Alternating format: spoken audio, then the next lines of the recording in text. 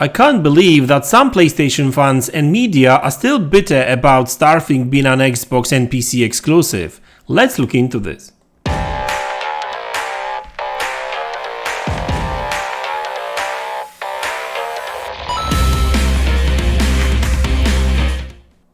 Hey guys, welcome back to the channel.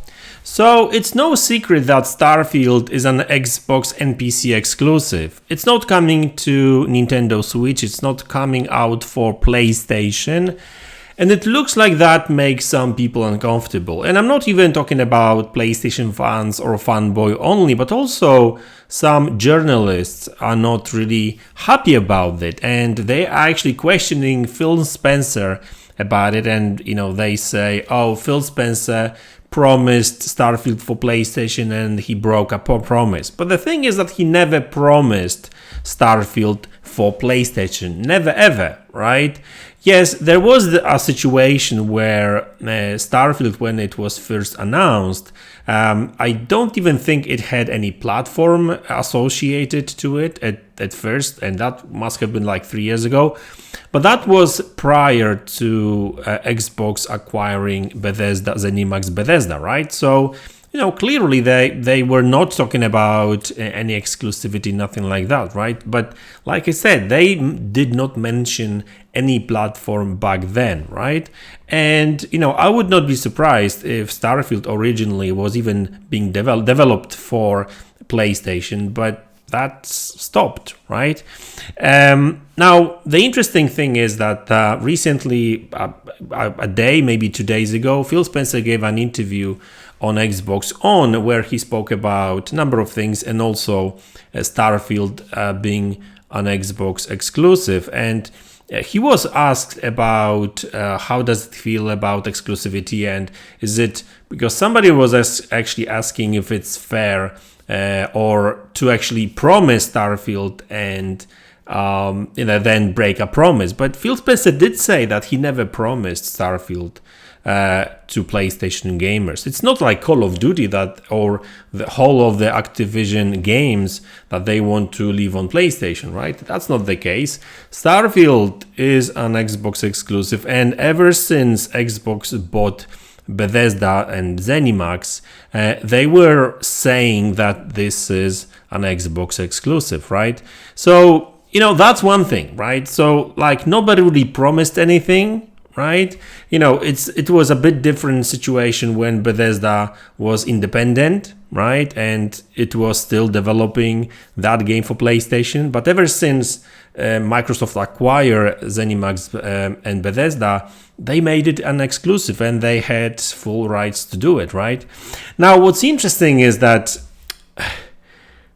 I understand that you want to play that game. And if you really want to play that game, get yourself an Xbox, PC, or just use cloud, because as far as I know, this game will be available in cloud as well.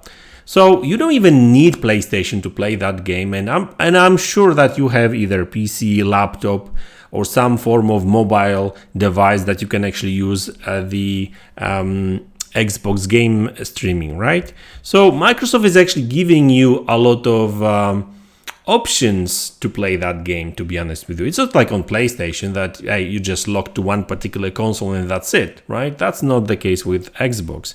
But that's one part of the story, right? The other part of the story is that it actually makes me laugh when I see all these crying people out there. And funny enough, not all of them are fanboys, right? Because I don't even blame fanboys for being like that, because they are fanboys, right?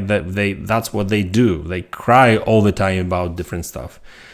But I see even media people, journalists, I don't know, right? Like complaining about it. And I understand, like, PlayStation is a leading platform, and most journalists are probably PlayStation fans as well. So they may not feel comfortable about it, but at the same time, PlayStation is locking a lot of content. So you can't play, for example, Final Fantasy 16 on Xbox or even PC. I mean, yes, this game will be on other platforms probably, especially PC, but not like day one, right? So it's fine when Sony and when PlayStation does it, but it's not really good when Xbox does it, right? And the thing is, like, it's not even comparable, because like in a case of Final Fantasy games, for example, right, or a number of other things like Silent Hill 2 remake apparently is going to be a PlayStation 2 at least timed exclusive, right?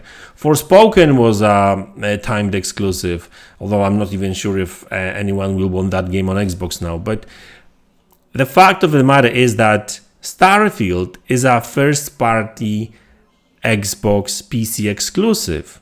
First party, while Sony is paying third-party developers to actually log that game only for PlayStation, right?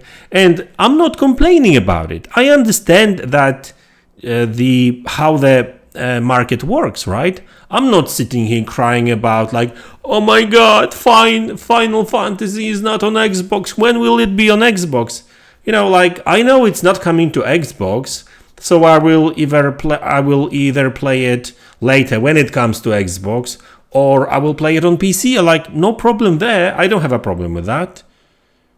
But you know, and I think that a lot of people needs to start realizing that, like, Microsoft is actually no joke now, and Xbox, like, they've got financial backing from Microsoft. And they will have more and more content coming that will be only on Xbox and PC. So if you really want to play these games, well, you have to either invest in Xbox or PC. And you don't necessarily have to spend like, you know, $500, $600. Like, just get yourself an Xbox Series S, Game Pass, and you're done. And I think that's the way it will work with some people. And I actually know a lot of PlayStation fans that actually do that, and they don't cry about exclusivity, really, right? And I understand that some people will say, okay, but hey, MaDz, but not everyone can afford like 2 or 3 consoles, and I understand, but that's where the Xbox Cloud comes in. You're not going to tell me that, oh, these poor PlayStation fans, they cannot afford another console. Well, yes, they may not afford it, but I'm sure they've got a laptop. Like, that, you don't need a powerful laptop. Like, everyone these days, well, a lot of people these days have laptops, right? All you need is a decent internet connection, and you're done. Obviously, you have to subscribe to Xbox Game Pass, and you know, maybe some people don't feel like it, but hey, it's your choice. It's not like Microsoft is locking you away from that particular content, right? So, you know, I laugh when I see all this, you know, all this crying about, you know, exclusivity and that kind of stuff. And, you know, reality of the matter is that like there's going to be more and more games like that coming soon. And so what? You're going to cry about every bloody game? It's crazy. And I understand, I know that some Xbox fanboys actually do the same sometimes, right? Or they downplay games on PlayStation, right? Because that's how that's how fanboys work in general, no matter which platform. But I was quite amused to see like articles written about it.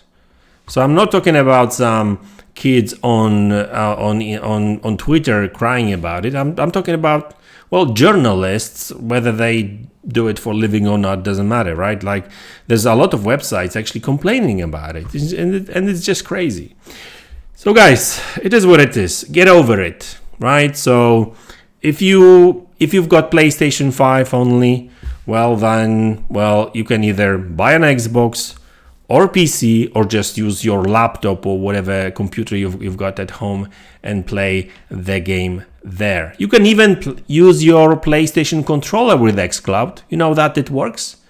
There you go, problem solved. So stop crying and actually do some research and test your internet and just enjoy the game when it comes out. Simple as. And you don't even have to pay for the game. All you have to do is just use Game Pass.